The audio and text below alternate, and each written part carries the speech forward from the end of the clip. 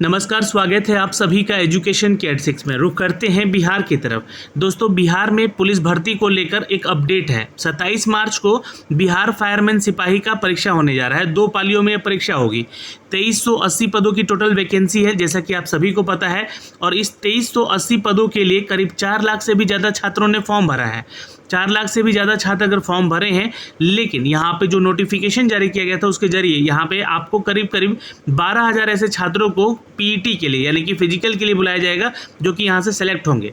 लेकिन सिलेक्शन की प्रक्रिया जो है यानी कि जो आपका रिटन टेस्ट है उसको लेकर बिहार का एग्ज़ाम काफ़ी बदनाम रहा है शुरू से ही।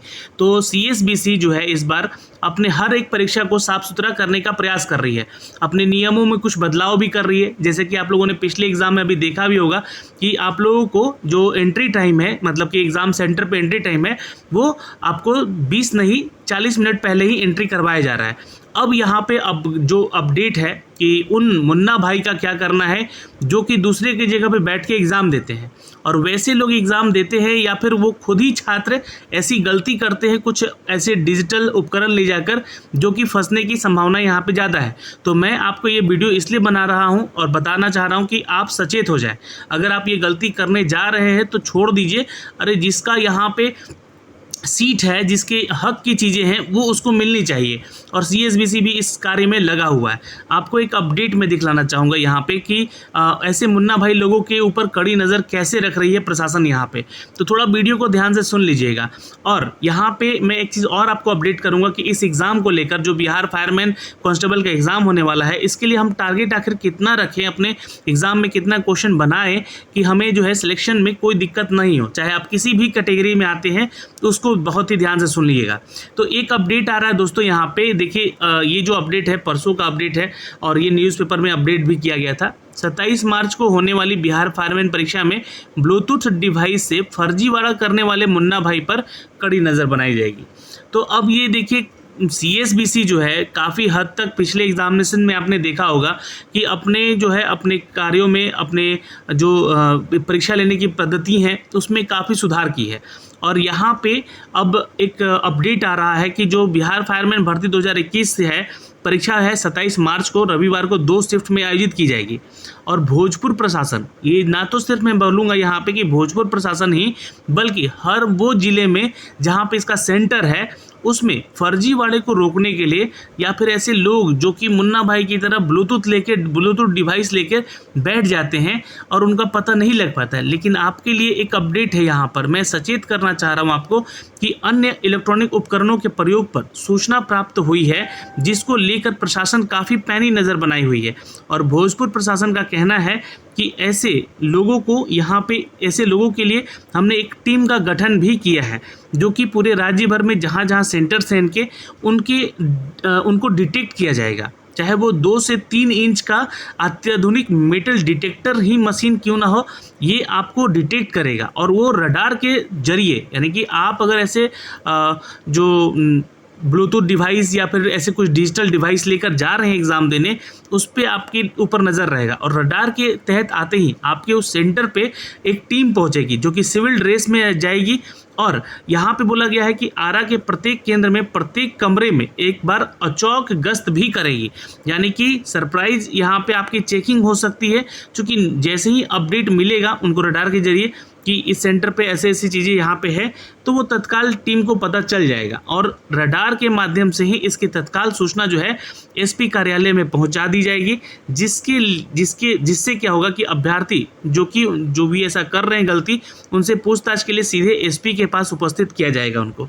और उसका मुख्य मकसद क्या रहेगा, तो उनका मुख्य मकसद है कि कदाचार मुक्त परीक्षा हो और संचालन जो है करना यहाँ पे, और ऐसे गिरोह का भंडाफोड़ करना होगा।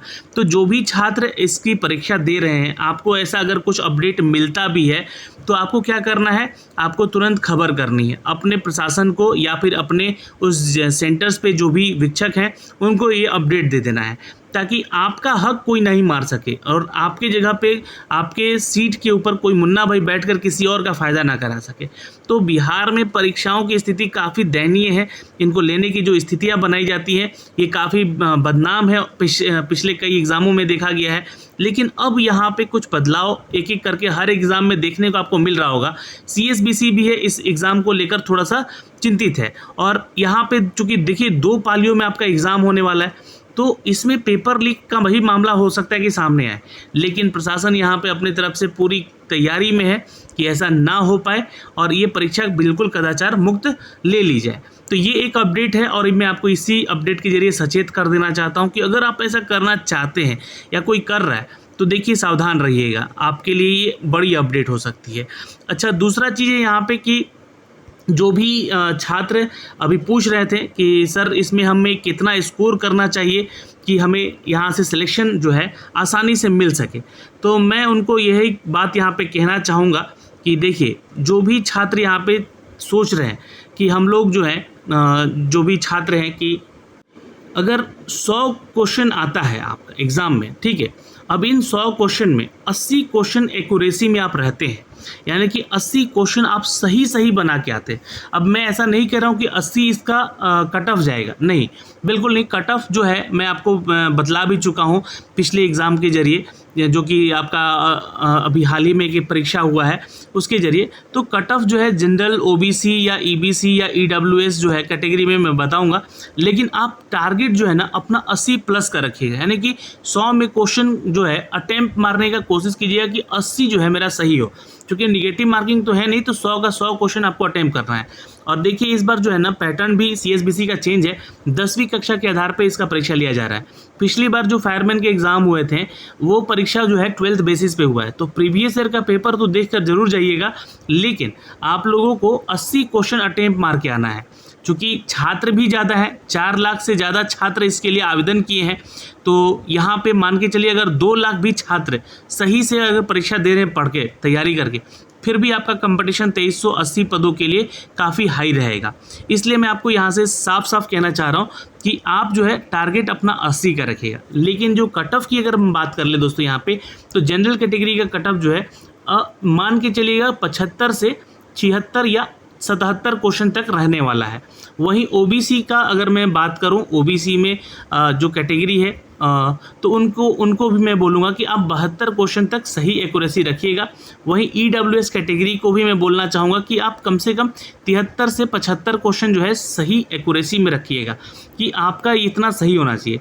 बाकी जो कैटेगरी SC ST में आते हैं छात्र यहाँ पे, वो अगर 70 के आसपास भी रखेंगे या 68 भी रखेंगे तो उनका सिलेक्शन यहाँ पे फाइनल हो सकता है। फीमेल कैटेगरी के जो छात्राएँ हैं उनको भी मैं बोलूँगा कि आप ऐसा ना सोचें कि आपका कट ऑफ, देखिए पिछली बार जो आपका एग्ज़ाम हुआ है अभी हाल ही में, जो 386 पदों का एग्ज़ाम हुआ था, उस परीक्षा में महिलाओं का चयन जो है बहुत कम हुआ, या बिहार दरोगा में भी देखें तो महिलाओं का जो चयन है वो बहुत कम हुआ है, जबकि उनको आरक्षण है काफ़ी अच्छा खासा।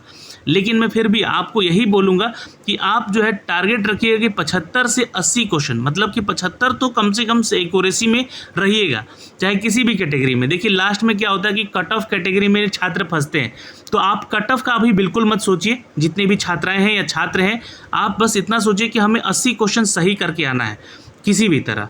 और उसके लिए आप लोगों को मैंने बहुत सारे प्रैक्टिस सेट भी करवाए हैं, लगातार अपने चैनल YT एजुकेशन पे भी आपको प्रैक्टिस सेट दिए हैं, जाके उनका प्रैक्टिस एक बार ज़रूर कीजिएगा। जो भी मद्य निषेध उत्पादन विभाग के क्वेश्चन करवाए हैं उसको भी ज़रूर देख लीजिए आप लोग, ठीक है। तो इतना काम ज़रूर कीजिएगा अपने इस परीक्षा को लेकर, और ख़ासकर ऐसे लोगों से तो बच के रहना अपने को।